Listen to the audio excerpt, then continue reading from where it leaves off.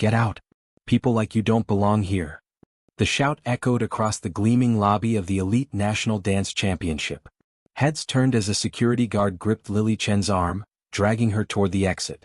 Her worn dance bag had split open, spilling her simple hand-sewn practice clothes onto the marble floor. Please, Lily begged, her voice shaking. I paid the entry fee. I have the receipt. This is a professional competition, sneered Victoria Blackwood, the competition director, her diamond earrings catching the light as she looked down at Lily's thrift store clothes and scuffed shoes. Not a charity event for cleaning ladies. Before you watch full story, comment down your country name, I would love to hear. The wealthy dancers in the lobby erupted in laughter. Phone cameras pointed at Lily as she knelt to gather her belongings. Look at her shoes, a girl in a $3,000 costume mocked. Did she get those from a dumpster? She probably cleans toilets at the community center, another added, recording the humiliation for social media. Lily's cheeks burned with shame, but she stood up straight, clutching her broken bag. I deserve a chance to audition, she said firmly. The rules say anyone who pays the fee can try. Victoria's perfectly lined lips curled into a cruel smile. Fine. You want to embarrass yourself? Studio D, 5 minutes. We could all use some entertainment. Snickering dancers followed Lily down the hallway, whispering and pointing. At 32, she was a decade older than most competitors.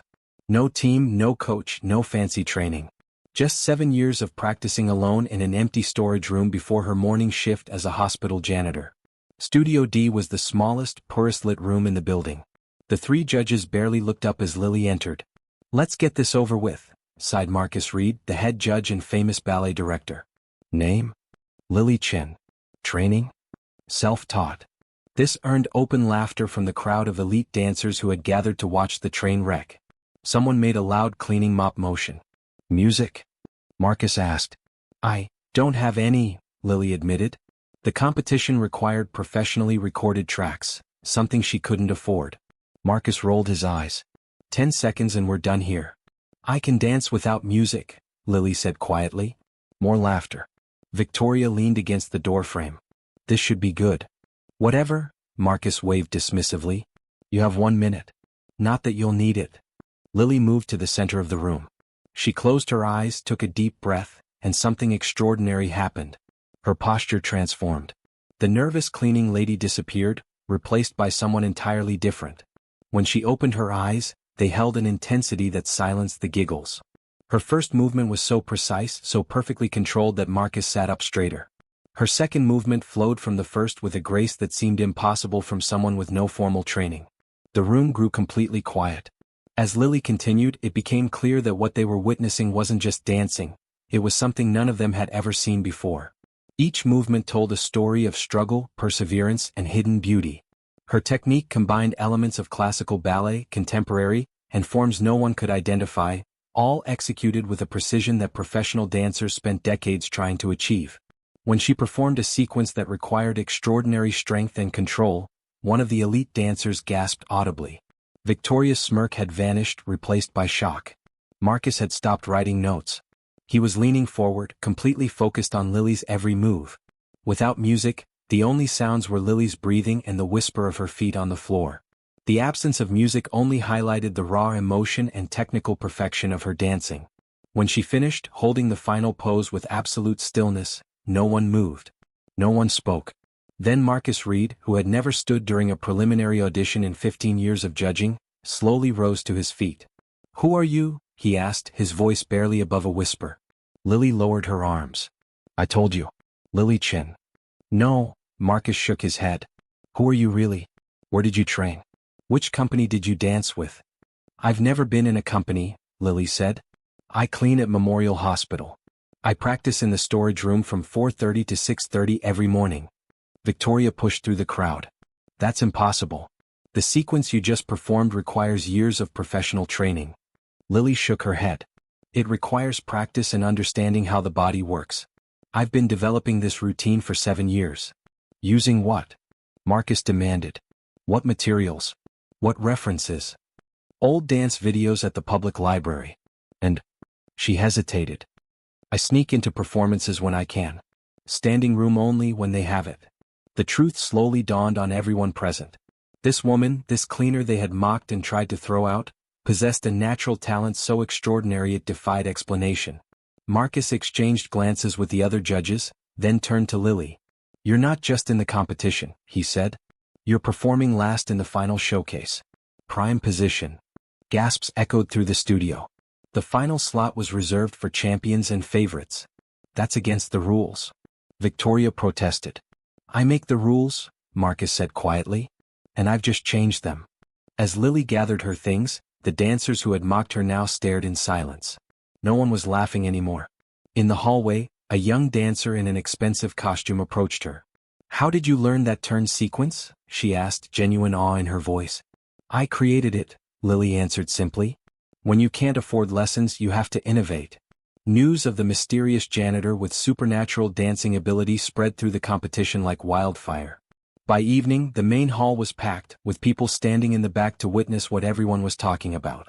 Lily had brought her one concession to performance wear, a simple black dress she had altered herself. No crystals, no elaborate design, just clean lines that wouldn't distract from her dancing. Backstage was chaos. Elite dancers who had ignored her that morning now watched her warm up, studying her every move.